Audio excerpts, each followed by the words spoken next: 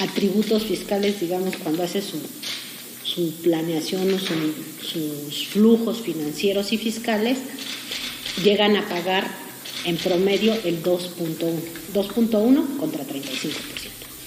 Si lo comparamos con otros países, en otros países es como del 7%. Esa diferencia importante en la carga fiscal, pues lo primero que nos lleva es a considerar que no es necesario de entrada una reforma fiscal.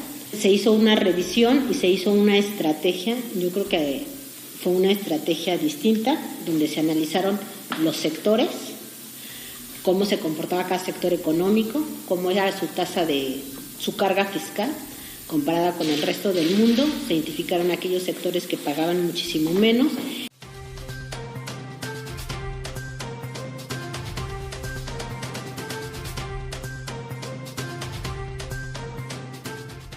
¿Qué tal, amigos? Yo soy Carolina García y los invito a suscribirse en Patria 24/7 y activar la campanita de las notificaciones. Les recuerdo que en pantalla va a aparecer nuestro número de WhatsApp para que se pongan en contacto con nosotros y nos hagan llegar denuncias ciudadanas o cualquier tema que ustedes gusten que nosotros investiguemos. También recordarles que en el primer comentario les vamos a dejar el link en fijo de uno de los más recientes videos de la Patria Grande, así como el link de nuestro nuevo canal que es Patria en Directo, en donde vamos a estar compartiendo con ustedes, o realizando, mejor dicho, las transmisiones todos los sábados 3:15 de la tarde, hora del centro de México, y también vamos a estar compartiéndoles, así como lo pueden ver en pantalla, temas de las elecciones próximas, las del 2021.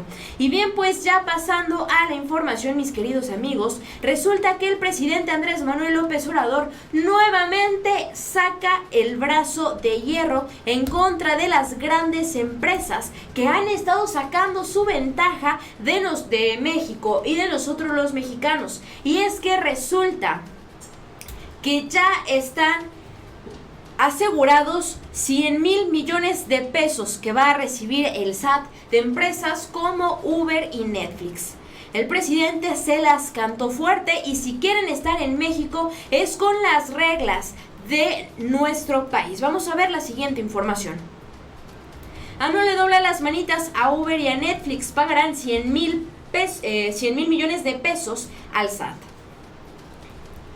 La Procuraduría de la Defensa del Contribuyente, PRODECON, y la Comisión del Presupuesto de la Cámara de Diputados firmaron un convenio de colaboración para reformar la ley de IVA y hacer efectivo el cobro a los ingresos que generan las plataformas digitales extranjeras en México.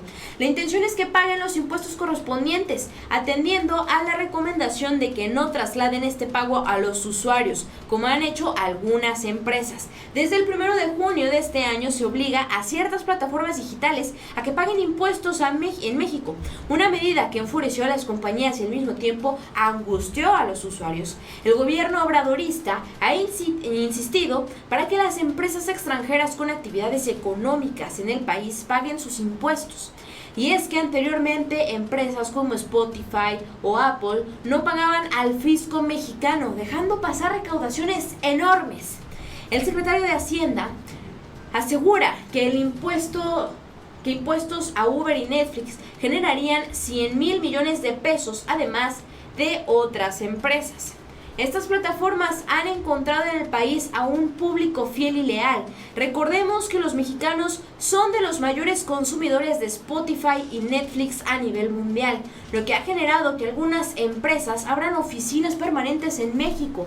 Y es que para el 2018 las plataformas digitales ya representaban un 8% en el Producto Interno Bruto Nacional, una tendencia que ha ido en aumento desde el 2013.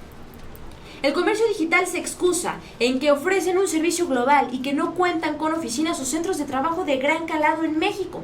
Si bien esto es cierto, sí han generado ganancias en un país, como cualquier empresa nacional, pero por alguna razón estaban exentos de los impuestos reglamentarios. Las adecuaciones a la ley fiscal obliga a estas empresas a ponerse al corriente si desean permanecer activos en nuestro país, y son 100,000 millones de pesos los que se van a recaudar, los que se van a obtener una vez que empresas como Netflix, Uber, Spotify empiecen a pagar sus impuestos, que es a la de ya. Y lo mejor es que esta propuesta de parte del presidente Andrés Manuel López Obrador, y la indicación es que se proteja a nosotros los mexicanos, a nosotros los consumidores, y que al rato no nos quieran encajar la uña, que no quieran incrementarnos el costo de consumir sus productos en estas plataformas digitales con el pretexto de que ya tienen que pagar impuestos. Tienen muchísimas ganancias ellos para poder hacer este colchón y no estar perjudicando la economía de nosotros los mexicanos. Estos son algunos ejemplos nada más, y es que recordemos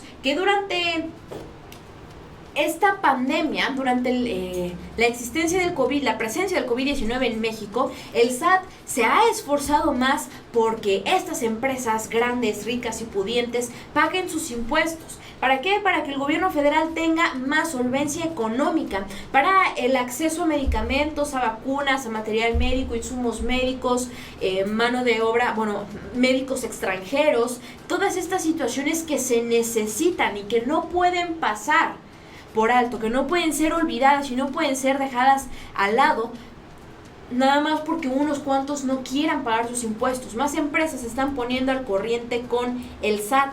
El presidente informó que hay más empresas que buscan ponerse al corriente con el SAT y pagar sus adeudos fiscales. Entre ellos reconoce a Walmart por su pago con el fisco, y también hacía referencia a otras empresas que decidieron pagar los impuestos. ¿Por qué decidieron pagar los impuestos? Simple y sencillamente porque si no, el SAT les advirtió que iba a proceder en su contra de manera ilegal. Clausurarles el changarro, prisión a algunos cuantos, demás cositas que ellos no quisieron que ocurriera, y de esta manera accedieron a pagar los impuestos. Algo completamente positivo, algo completamente grande para nuestra nación. Lo más importante es que Raquel Buenrostro, titular del SAT, dijo que el SAT no es el enemigo de nadie, de ningún contribuyente. Esto en referencia que decían que el SAT se estaba pasando de tueste con los contribuyentes, que cómo les exigía en plena pandemia, que bla, bla, bla. Una cosa es una cosa y la otra cosa es otra cosa. Hay empresas que siguieron generando grandes ingresos a pesar del COVID-19, y lo justo y lo necesario es que precisamente ellos se hicieran cargo de sus obligaciones fiscales. ¿Por qué? Porque esto es un ganar-ganar para el pueblo de México. Aquí tenemos un fragmento de una entrevista con Raquel Buenrostro, en donde precisamente está diciendo, es que no somos el enemigo de nadie, pero esto que ellos no quieren pagar representa una cantidad estratosféricamente grande para México, y México podría verse beneficiado si estas personas y estos contribuyentes decidieran hacerse cargo de sus obligaciones. Hay una clara voluntad política en esta administración, a diferencia de administraciones anteriores, de poner el piso parejo para todo el mundo, donde no haya privilegios, donde no haya preferencias, donde no haya beneficios y donde no haya donaciones, donde todos los contribuyentes paguen igual y de la misma manera, en estricto apego a derecho, ¿no? O sea, la gente común y corriente, nosotros pagamos un 30-35% de nuestros ingresos como impuestos y somos contribuyentes cautivos, por así decirlo. En cambio, un gran contribuyente que tiene muchos atributos fiscales, digamos, cuando hace su planeación o sus flujos financieros y fiscales, llegan a pagar en promedio el 2.1 contra 35%. Si lo comparamos con otros países, en otros países es como del 7%. Esa diferencia importante en la carga fiscal, pues lo primero que nos lleva es a considerar que no es necesario de entrada una reforma fiscal. Se hizo una revisión y se hizo una estrategia, yo creo que fue una estrategia distinta, donde se analizaron los sectores, cómo se comportaba cada sector económico, cómo era su tasa su carga fiscal comparada con el resto del mundo. Se identificaron aquellos sectores que pagaban muchísimo menos y luego se identificaron aquellas operaciones, digamos, corporativas que llevaban a tener mayores beneficios fiscales, a ver si estaban bien o estaban mal. Ya identificamos planeaciones fiscales que son muy agresivas que muchas de ellas rayan ya en la defraudación fiscal. Eso también nos ayuda muchísimo a revisar, porque identificamos despachos que se dedican a eso, ¿no? A vender mecanismos fiscales para que los contribuyentes pagan menos. Entonces eso también nos ayuda, porque entonces, si una vez que identificamos un mecanismo de defraudación fiscal, vemos a quién atendió ese despacho y entonces todos se encuentran en la misma situación. Pues eso es un fragmento de esta entrevista a Raquel Buenrostro, la titular del SAT, y ella lo dijo muy bien, lo dijo muy claro. Es mucho el dinero que se está fugando a consecuencia de que estos grandes empresarios no querían pagar sus impuestos. Y es mucho más porque además de que se hacían pactos para no pagar, encima buscaban la defraudación fiscal para tener que pagar todavía menos o seguir sin pagar.